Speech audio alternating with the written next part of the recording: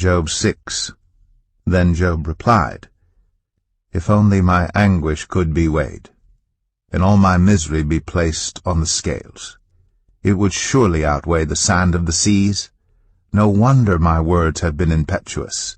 The arrows of the Almighty are in me. My spirit drinks in their poison. God's terrors are marshaled against me. Does a wild donkey bray when it has grass, or an ox bellow when it has fodder? Is tasteless food eaten without salt, or is there flavor in the sap of the mallow? I refuse to touch it. Such food makes me ill. Oh, that I might have my request, that God would grant what I hope for, that God would be willing to crush me, to let loose his hand and cut off my life.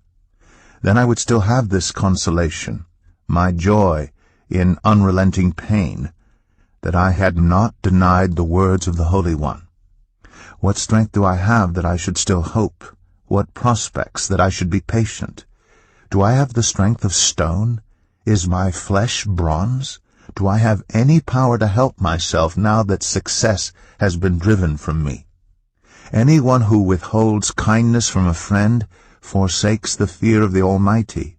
But my brothers are as undependable as intermittent streams, as the streams that overflow when darkened by thawing ice and swollen with melting snow, but that stop flowing in the dry season and in the heat vanish from their channels. Caravans turn aside from their routes. They go off into the wasteland and perish.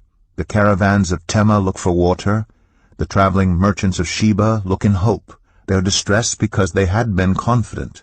They arrive there only to be disappointed.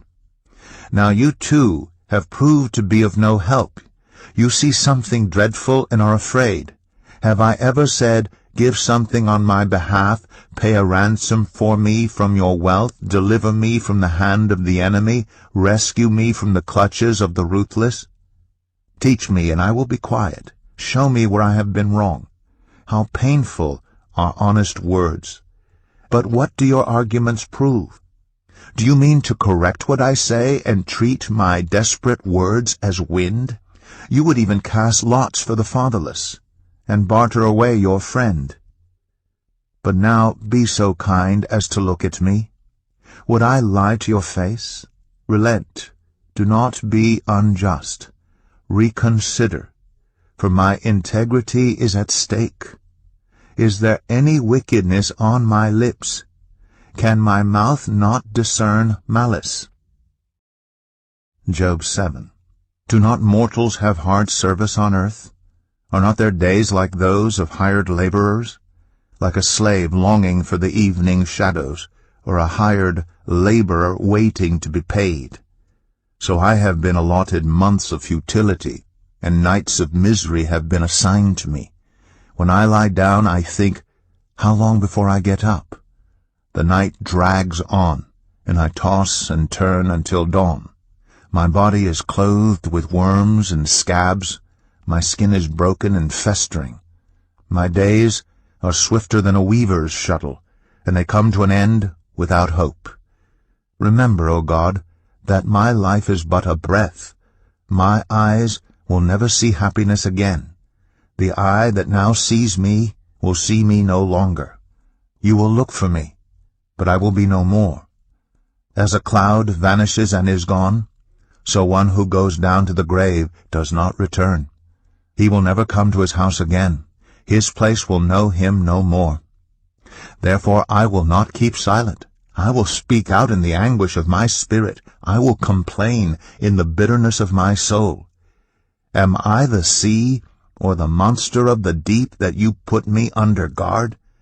When I think my bed will comfort me and my couch will ease my complaint, even then you frighten me with dreams and terrify me with visions, so that I prefer strangling and death rather than this body of mine.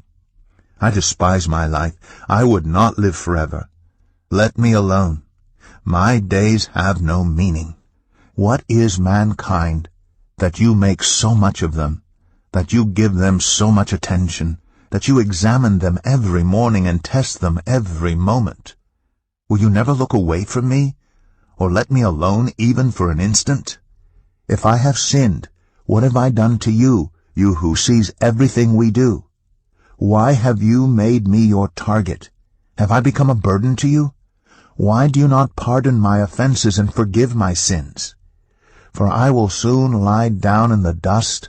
You will search for me, but I will be no more. Job 8. Then Bildad the Shuhite replied, How long will you say such things? Your words are a blustering wind. Does God pervert justice? Does the Almighty pervert what is right?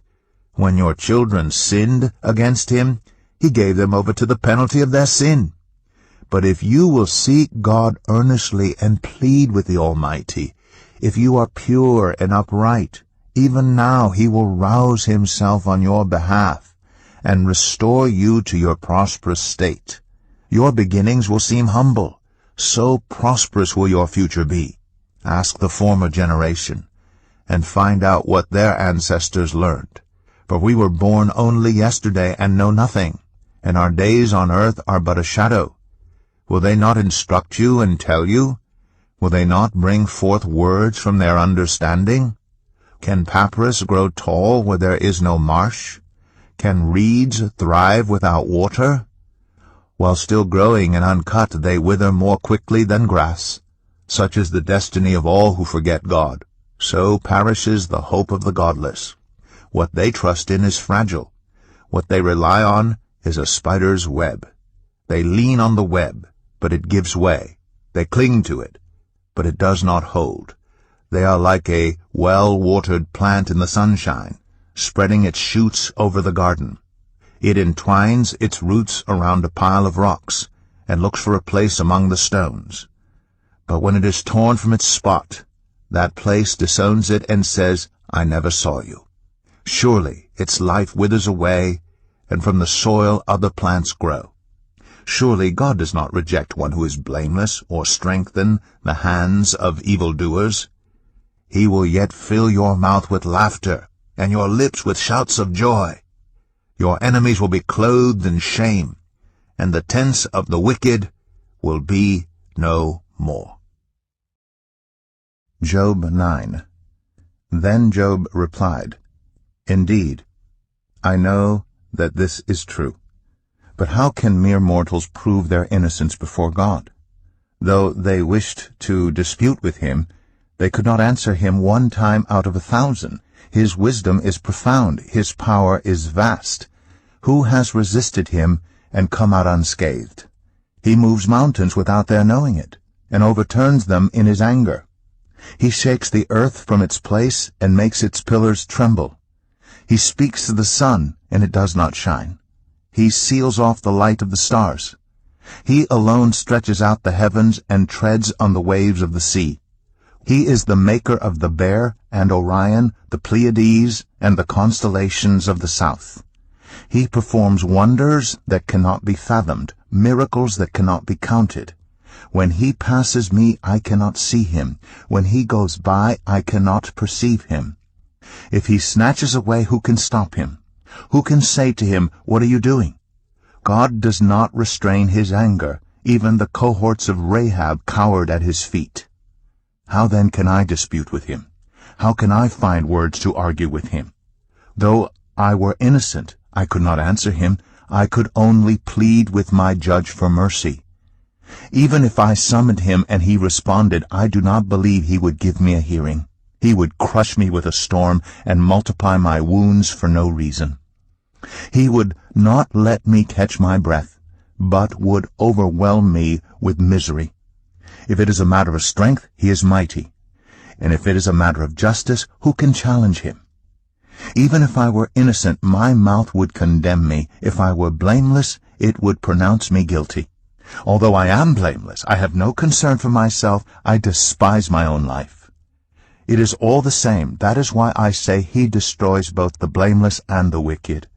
When a scourge brings sudden death, he mocks the despair of the innocent. When a land falls into the hands of the wicked, he blindfolds its judges. If it is not he, then who is it? My days are swifter than a runner. They fly away without a glimpse of joy. They skim past like boats of papyrus, like eagles swooping down on their prey.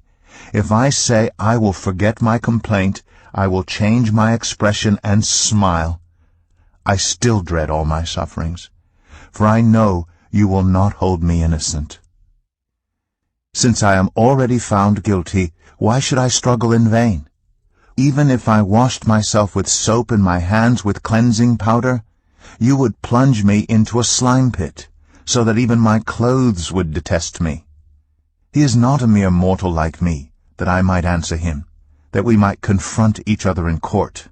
If only there was someone to mediate between us, someone to bring us together, someone to remove God's rod from me, so that his terror would frighten me no more. Then I would speak up without fear of him, but as it now stands with me, I cannot.